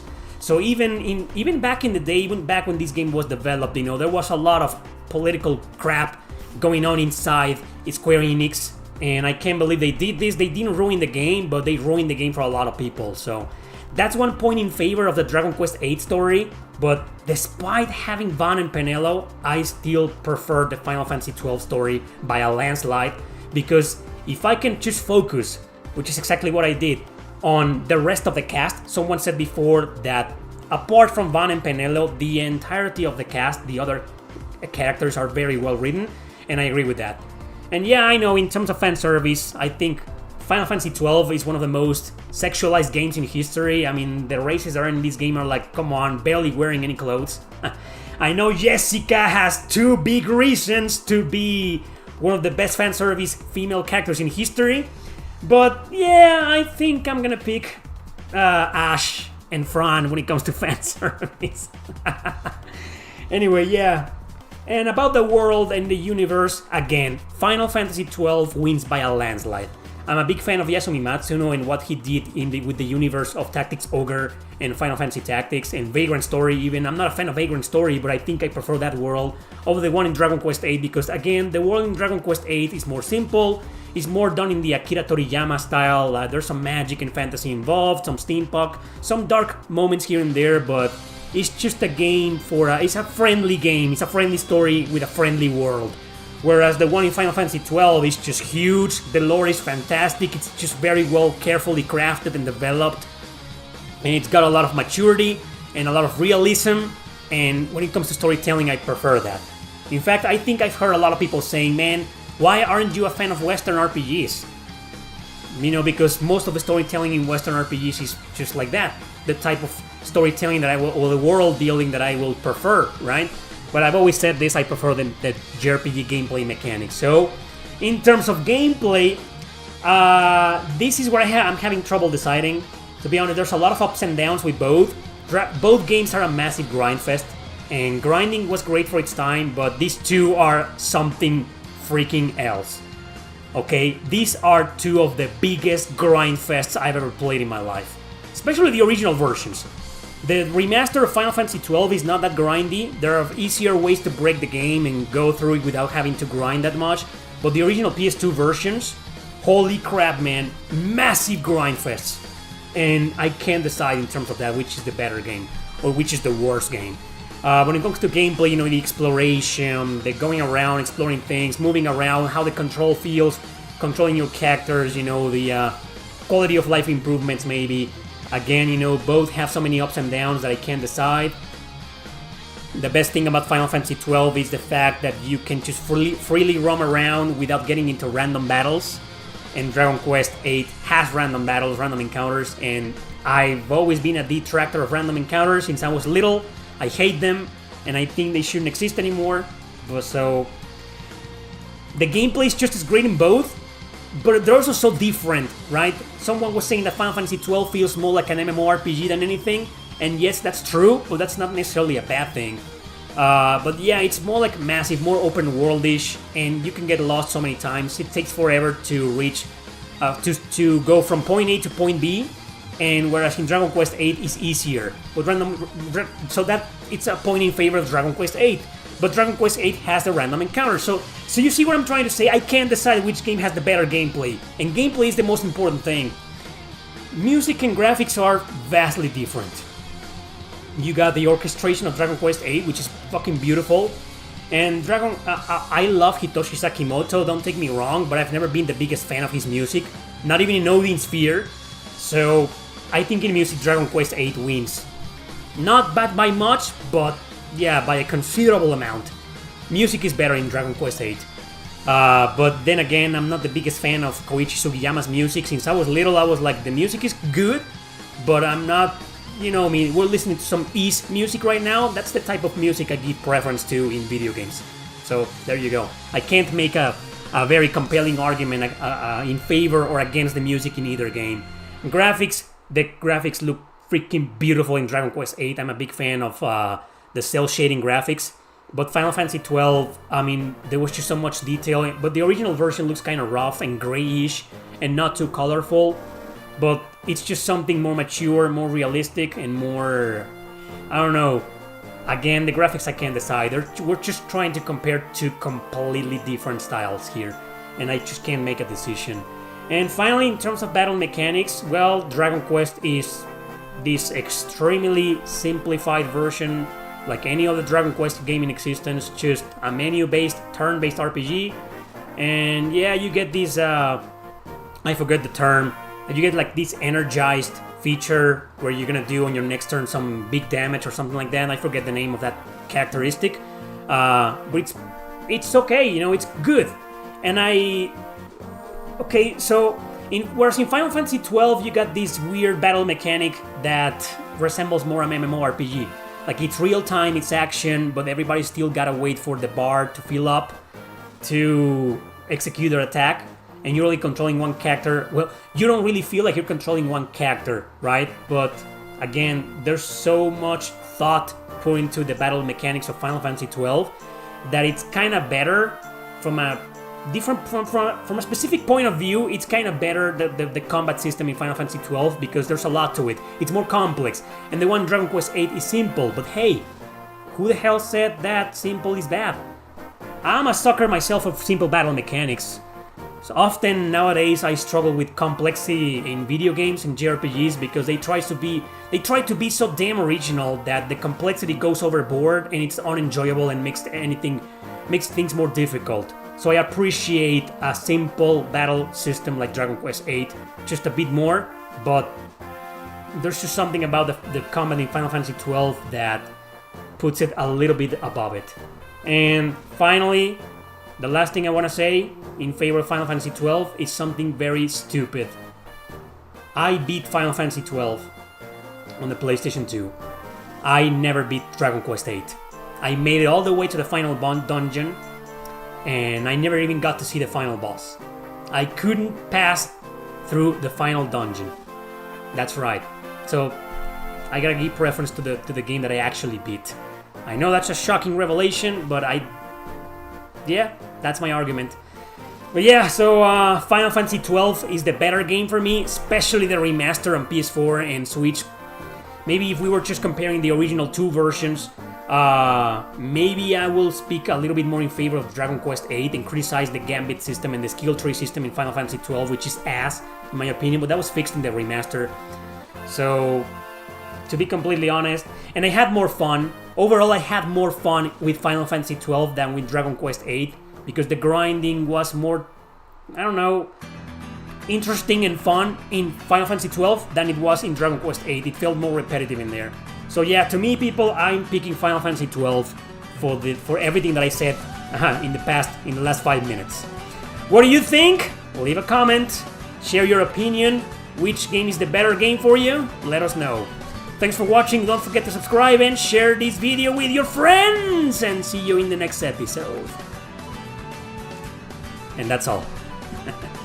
I'm gonna do another play of 12 now. I hope you're happy.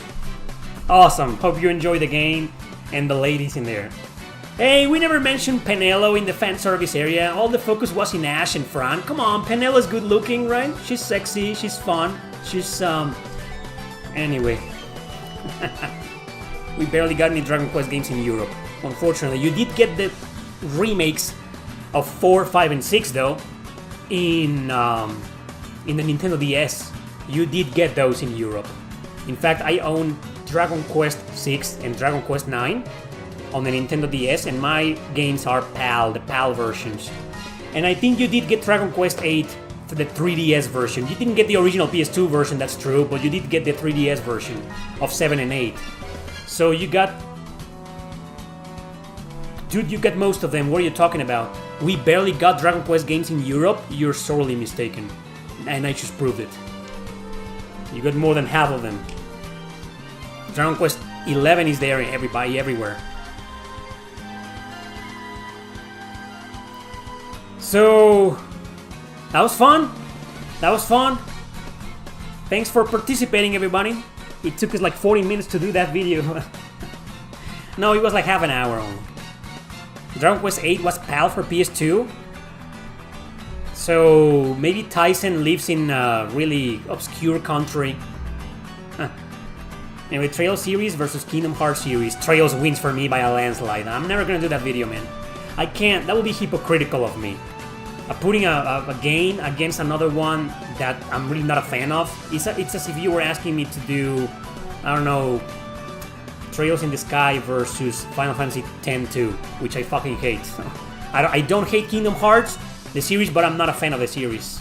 Kingdom Hearts, Pokemon, Souls, Digimon, you know.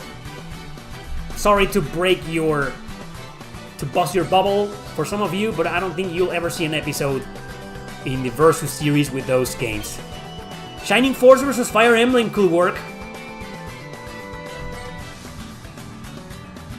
But I'm not gonna put two entire series fighting against each other. This Versus series is gonna be more about one game in the series.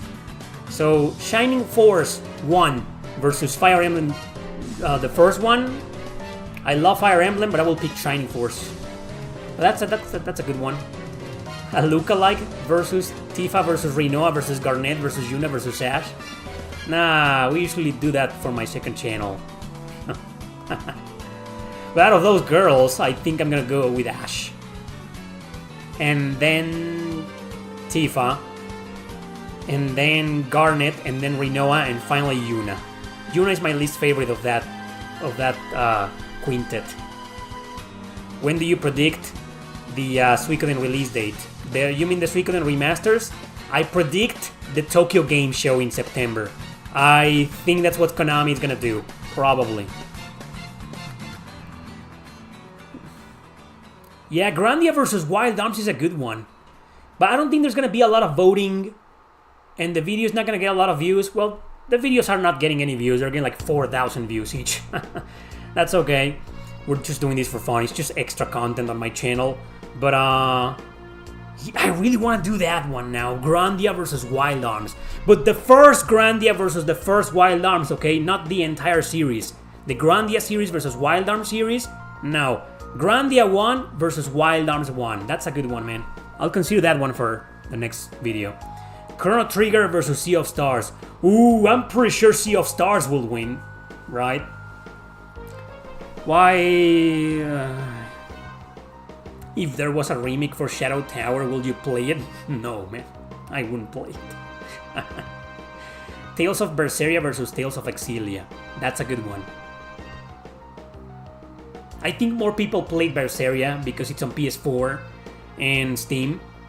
So there's 2 platforms to play it, and 2 modern platforms to play it, and it sold over 2 million copies worldwide, whereas Exilia only sold a bit more than 1 million, and it's exclusive on the PlayStation 3.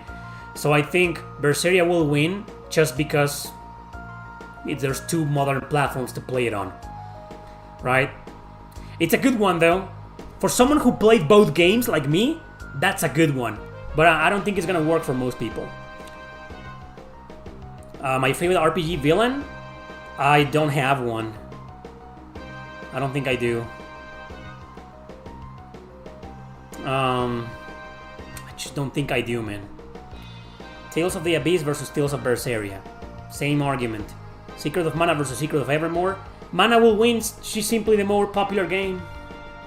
Super Mario RPG versus Sonic Chronicles. Sure, man. Sonic, the Dark Brotherhood will win. Fan service, top versus bottom? You mean tits versus ass? Chained Echoes versus Sea of Stars? That's a good one. I haven't played either. I only played the demo of Sea of Stars. But once I play those two are some of the most popular indie RPGs of all time. So yeah, that could work, man. But I haven't played them. Skies of Arcadia versus Grandia 1? Well, I think it will be better Skies of Arcadia versus Grandia 2. But then again, Grandia 2 will win probably because more people played it. Skies of Arcadia is stuck on the Dreamcast and on the GameCube, and either version is crazy expensive nowadays. And yeah. But yeah, it could work. Earthbound versus Undertale could work as well, but I'm not a fan of either game, so... Vesperia, huh?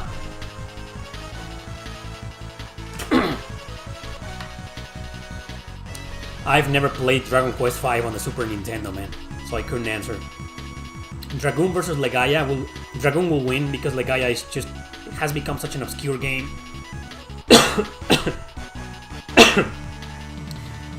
Unicorn Overlord versus Diofield Chronicle could work, but I'm pretty sure Unicorn will win because Diofield Chronicle was kinda trashed by critics. However, Unicorn Overlord versus Triangle Strategy will be a much better one. We definitely gotta do that one in the future. You need a video, top versus bottom.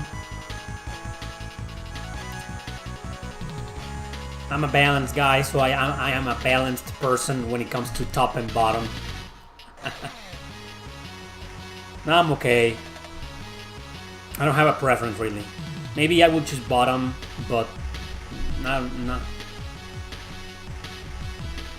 What the fuck were we listening to? What is this? Advanced Guardian Heroes. This is on the Sega Saturn. It's a good one. Oh, some of the music in Unicorn Overlord, yeah. That first battle theme for the tutorial battle. That's amazing, man. I don't know why they didn't recycle that battle theme over and over again. That's just a phenomenal battle theme with the singing, the choirs. Oh man, yeah, great. But I'll admit that most of the soundtrack in Unicorn Overlord is kind of forgettable. It's just kind of there. But there are some themes that stand out a lot. My favorite theme in Unicorn Overlord is the first one, the first battle theme. That's just great, man. Is 8 versus Secret of Trials of Mana. Is 8 will win. I think Is 8 versus Dragon Quest 11 is a much better one, but we just did one Dragon Quest game today, so I'm gonna wait for that one. Yes, I played The Elder Scrolls Skyrim, couldn't get into it. Are you going to do another Worst JRPG stream? I haven't done one of those in a long time, have I? Yeah. Yeah, maybe I'll do one, man. I think it's due. I haven't done one of those episodes in a long time, yeah. I have to. Ephemeral Fantasia.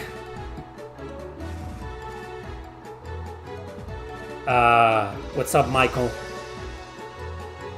Ephemeral Fantasia versus Legaia 2. Legaia 2 wins. Chrono Trigger versus Final Fantasy 7. That's another one that I want to do. Just Chrono Trigger versus Final Fantasy 6. It will make more sense, but it's so overdone. Everybody's done that.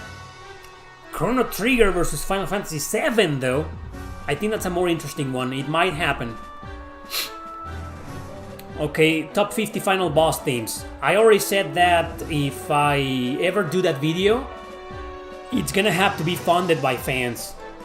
On Patreon or here on YouTube or I don't know where. Because there's gonna be a lot of copyright claims. And I'm not gonna be able to make a single penny out of that video. Just fool. Sorry, man. It can happen, but if I ever do it, I'm probably gonna kickstart it. I won't do a kickstart for that, you know, but I will need some fan funding for it. But, let me just think about it. Why do you think Game Media accepted BG3? What's BG3?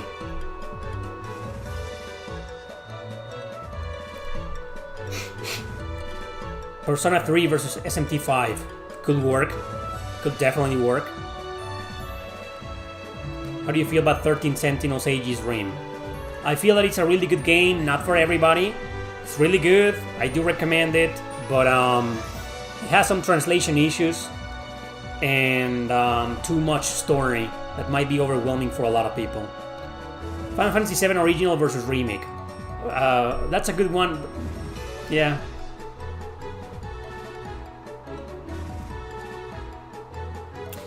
Star Ocean 3 is one of those. Star Ocean 3 is like Final Fantasy 12. Half of the world loves it passionately, the other half hates it passionately. Final Fantasy 6 and Chrono Trigger are the two best RPGs on the NES. I agree with that. I will throw in Super Mario RPG as the third one, but yeah, there's no doubt about it, man. Final Fantasy 6 and Chrono Trigger. Rage Quit series should be back. It should definitely be back, and it will be back at some point.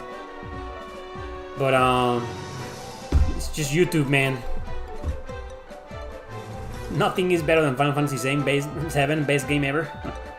Persona vs Shin Megami Tensei, you know the answer, man. Persona will win, it's just far more popular. Baldur's Gate, what about it? Best Tri-Ace game that it's not Valkyrie Profile 2, Valkyrie Profile 1.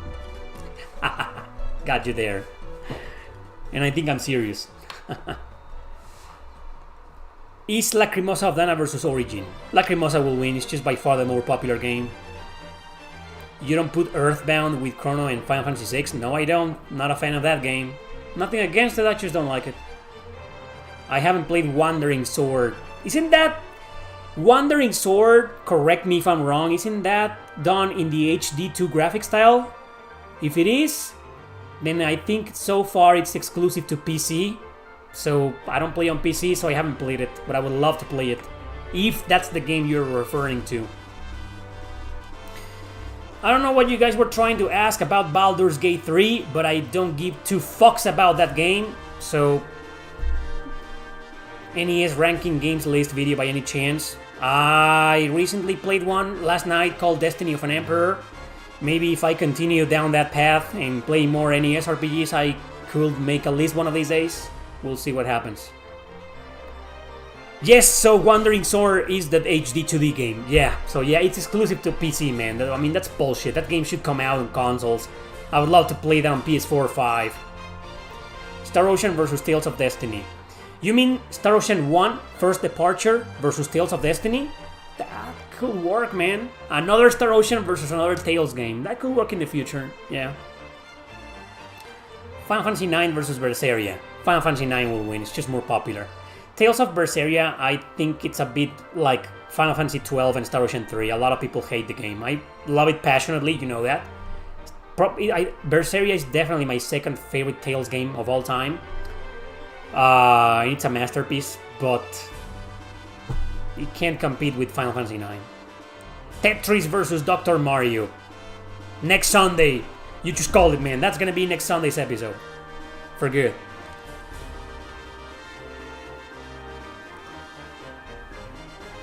I mean it about the Tri-Ace question, about someone asked me what's the best Tri-Ace game, not Valkyrie Profile 2. I mean it. Valkyrie Profile 1 is probably the second best one. Phantasy Star 4 versus Final Fantasy 4. It could work, but Final Fantasy 4 is more popular, so it will win. Like a Dragon versus Persona 3 Reload.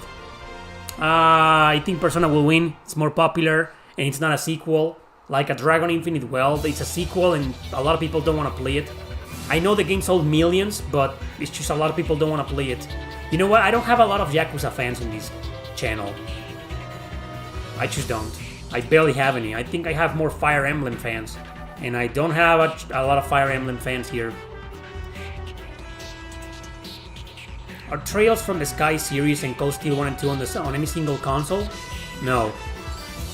No, they're not. Sky 1, 2, and 3 are on PSP, PC, Steam, or PS Vita. Whereas Cold Steel are... only the first two are also on PS Vita. So, if you play Trails in the Sky 1, 2, and 3 on the PS Vita, then you can jump into Cold Steel 1, and 2, which are also available on the Vita. But you're missing something very important in the middle called the Crossbell Duology.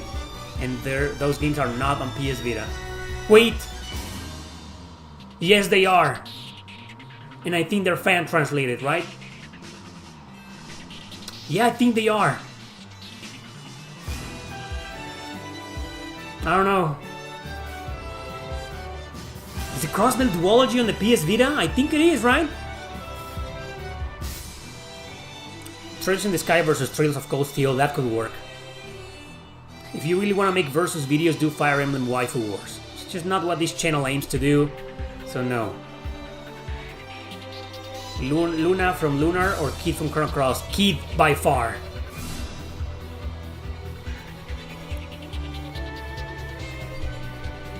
God damn, I want to know now. Geofront version, yeah, fan translation. So they are on the PS Vita, right? So there you go, man. Trails in the Sky 1, 2, and 3, and then Trails from Zero, Trails to Azure, and then Trails of Cold Steel 1 and 2. All of them are on the PlayStation Vita. Wow. A lot of support from Falcom on the PS Vita. I like that. Trigger versus Cross. That's another one that's, I mean, come on. It's overdone. And I'm pretty sure Trigger's gonna win. I want to see Cross losing, so no. I think Cross versus maybe Final Fantasy IX? Chrono Cross versus Xenogears? Cross will probably win. Yeah. We can do something with Cross. But Trigger... Chrono Trigger is gonna win against almost every single JRPG in existence. I just don't see the point. Maybe Chrono Trigger versus Persona 5, huh? How's that one? Trigger will still win. I mean, it's just... I don't see doing a versus episode with Chrono Trigger there ever, unless it's against Final Fantasy VII. It's the only one I'm kind of interested on. You are the best RPG channel out there, and I will keep supporting. Thank you, Jason K. Thanks a bunch, man. Xenogears versus Legaia? No, it's not interesting. Like, Xenogears will destroy it by a landslide. Legend of Legaia is not the popular game people think it is. It was back in the day, but it's so forgotten and obscure nowadays that it just isn't available anywhere. Not even digital on PlayStation 3. It's exclusive to the PS1, and it's expensive, so a lot of people didn't play it. I love Legaia, but Cross versus Suikoden 2. That's another one that could work. Will be a lot of competition right there. Yeah. Every single Trigger fan will vote against Cross. Just to hate Cross. White Knight Chronicles will win best RPG ever made. I don't think it's a bad RPG, but it's not. Grow Lancer versus Lang Racer could work too. Shadow Hearts Covenant versus Lost Odyssey. It could work, but a lot of people didn't play those games. Would you like to see a Kudelka remake? Yes, I would love to see a Kudelka remake. Wow. Just Kudelka herself with modern graphics. And it's a survival horror game with a battle system that should have never been grid-based to start with. It only made battles slower, and then you add random encounters, and that kind of killed it. Kudelka should be like an action... well, it could be turn-based. Should be a turn-based battle system with the Judgment Ring. How about that? To connect it... it's already connected with the Shadow Hearts trilogy, but to connect it even more. Gameplay-wise, battle system-wise. You know, so that could work. Kudelka remake with turn-based system with a Judgment Ring. How's that? Shut the hell up and take my money, right? Code Vein versus Scarlet Nexus. I think there's a lot of haters of Code Vein for some reason, so Scarlet Nexus will probably win. But it's not a bad idea, I agree. It's a good idea, but I don't think it's ever gonna happen, man. It's just there's a lot of haters of Code Vein out there. Xenoblade Chronicles 3 versus Suikoden 2. Maybe when the Suikoden 2 remaster comes out. Jade Cocoon versus Ark the Lad. Nobody will vote that. Those are two extremely obscure games. Odin Sphere versus Dragon's Crown could work. I haven't watched the fan-made Xenogears remaster on... No. I haven't seen it, man. Vito Macari, huh? Vito Macari. No, I haven't watched it or seen it. Thank you, Chris Mulpo. Will you ever do a breakdown of OSTs? No, I've done that already twice and the videos were a massive failure. I'd rather just do compilation.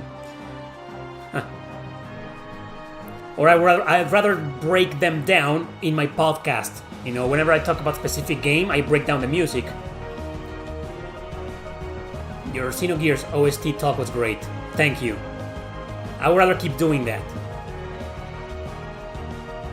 What do you think of Penny Blood? I don't think much of it because there's barely any info on it. They're still working on it, but I'm pretty excited for it. Rogue Galaxy versus Skies of Arcadia. That could work. I don't think there's going to be a lot of voting in there, but that could definitely work. Rogue Galaxy, I mean, they are the same company, Level 5. No, Skies of Arcadia wasn't done by Level 5, that was Sega, sorry. But yeah, they're pirate simulators, you go around the sky, a world to explore in your ship battles involved, so yeah, it could work. They have a lot of things in common. Rogue Galaxy versus Skies of Arcadia. Okay. Your favorite JRPG YouTube channel? My own. Erick Landon RPG. I don't watch JRPG YouTube channels, man. Valkyrie Elysium versus Valkyria Revolution? Come on. Valkyria Revolution will destroy it, in my opinion. Oh, man.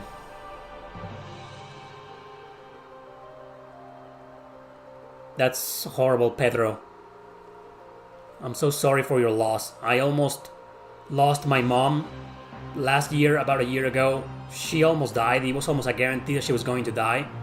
And she miraculously made it. I'm very grateful for that. So, while I don't exactly understand your loss, I understand what it's like to be in fear of that. Like, very close to losing a parent. That's awful, man. I'm so sorry for your loss. Wow, man. You struck a nerve in that. I'm so sorry, man. I'm very stoked for Penny Blood 2 and Armed Fantasia. Armed Fantasia is more far into development than Penny Blood. That's simply because Armed Fantasia got more money, because it's based on Wild Arms, which is a more popular series than Shadow Hearts. If only the Shadow Hearts games were available for modern systems, a lot more people will pitch in for the Kickstarter and donate, and Penny Blood will be an even bigger success. But no, I don't know who has the rights to Shadow Hearts, but apparently they don't want to do anything with them. That's another tragedy right there.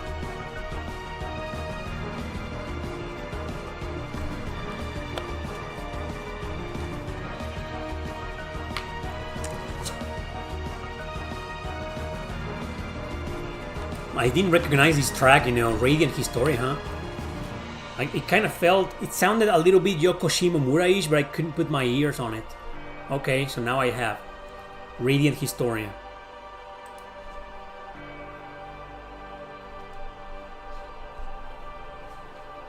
Last questions, guys. Vandal Hearts versus Vanguard Bandits. I think Hearts will win. Someone asked me before, about an hour ago, Vanguard Bandits versus Cartia, the Word of Fate, and I couldn't decide. I just couldn't. I think Vandal Hearts, I like Vandal Hearts a little bit more over those three, but Vanguard versus Cartia. Damn. Shit, man, no, I can't do that. How did you get into JRPGs? I got into JRPGs when I played a little game called Final Fantasy Legend 2 on the original Game Boy. But unfortunately I couldn't find back then any other game like it, and I was craving for more. And eventually, some years later, I got my hands on Super Mario RPG, and the rest is history. Eventually I got my hands on Chrono Cross, and that's how I got into JRPGs. Based on the Breath of Fire Direct you did this week, what is your favorite of the series? 4. And I streamed that game a long time ago. I'm working on making every single live stream public. I'll continue to do that, probably after the stream is over. Dark Cloud versus Rune Factory, not a fan of either, so no. I sit on a sofa. While playing on a monitor, I sit on a chair. Or on a TV, I sit on a couch. Sofa.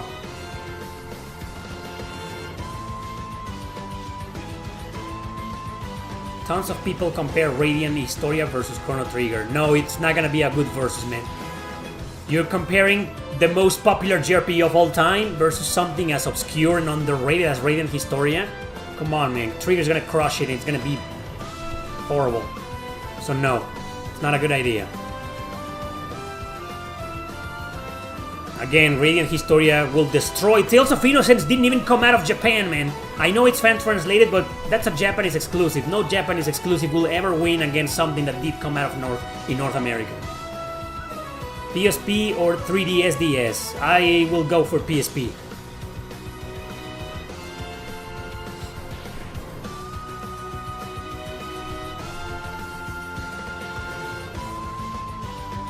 Radiata Stories versus another non-Suikoden game with a shitload of party members. You mean against Fire Emblem or Chrono Cross? Or the Trails series? But you know what? Radiata Stories against Suikoden 3? That could work. Definitely not Suikoden 1 or 2, which are more popular, or 5.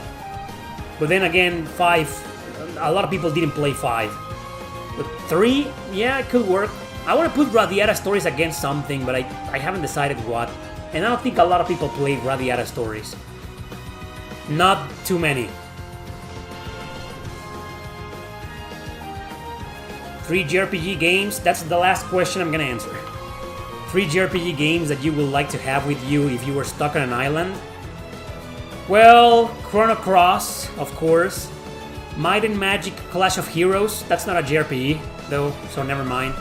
So, Chrono Cross, probably my favorites, Chrono Cross, Valkyrie Profile 2, and Grow Lancer Heritage of War. Yeah, pretty much. My 3 favorite JRPGs of all time. My top 3. Those 3. That'll be my answer.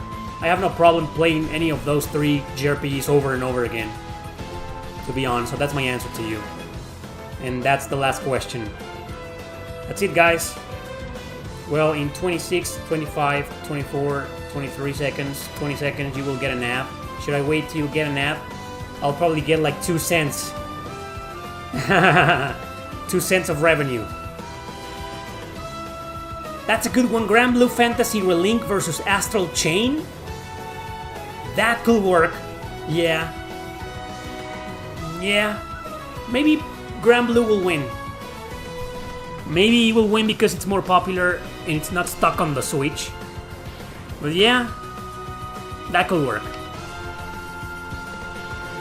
Thanks a lot, everybody, for joining. Thanks for participating in the Versus episode. See you next time.